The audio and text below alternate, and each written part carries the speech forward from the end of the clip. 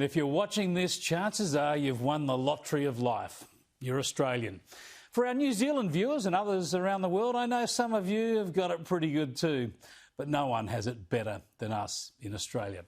Our continent, our climate, our prosperity, our freedom, our culture, our diversity, our tolerance, our resilience, our egalitarian instincts and our sense of a fair go, our Indigenous heritage, our strong British-based institutions and our wonderful and ongoing migrant culture.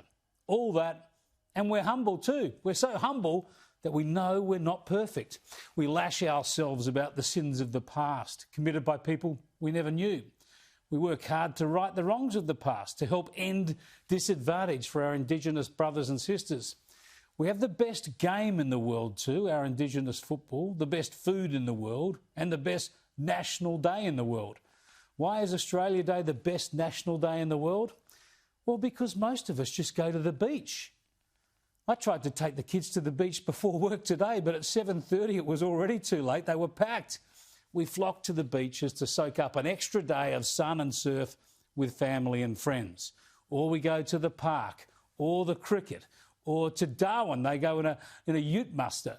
The point is we do this because we can, because we do it all the time. And a public holiday in summer is just another chance. Australia Day is just another day of bliss in the lucky country. We're not into parades and ceremony, into jingoism and chest beating. We celebrate our glorious nation by enjoying it. Sure, there are a few protests. Fair enough. It's a free country. That's the point. Life is so good here that some people will always use the National Day, whichever day we use to mark it, as a chance to break up their boredom with the bliss of this country and instead have the airing of grievances. It's a way of virtue signalling, a way of being anti-establishment. Fair enough. Free country, as I said. The media lap it up all day, of course, but most people are too busy enjoying Australia to bag Australia Day. Former ABC presenter and former Labor staffer Kerry O'Brien handed back his National Day gong as a way of showing his disdain for another Australian, Margaret Court. Weird stuff, especially when you consider he's never complained about the crude, hateful abuse dished out on social media by some of the lefties who've been honoured in the same way. And the ABC's hypocrisy over what they like to call Invasion Day backfired on them today when a reporter was criticised on air for speaking during a minute's silence.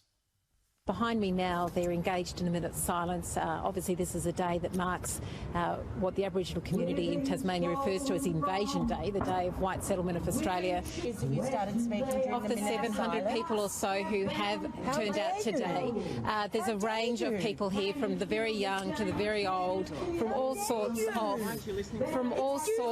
backgrounds. So it's interesting that. Silly stuff, isn't it? Ugly, reaping what they sow, I suppose. But this stuff makes the news, of course, but 99% of the country has nothing to do with this abrasiveness and this self-flagellation. Instead, they take a moment perhaps to be grateful. The best official gatherings on a day like today are the simple, joyous citizenship ceremonies. Some of us are lucky enough to be born here. Others, by the endless thousands, make the wise choice to migrate here and become Australian citizens. In normal, non-COVID times, our biggest border challenge is always working out how many people we can let in. Who gets the lottery ticket? Because for every person who wants to shame Australia, there are another million on this planet who would give everything to live here.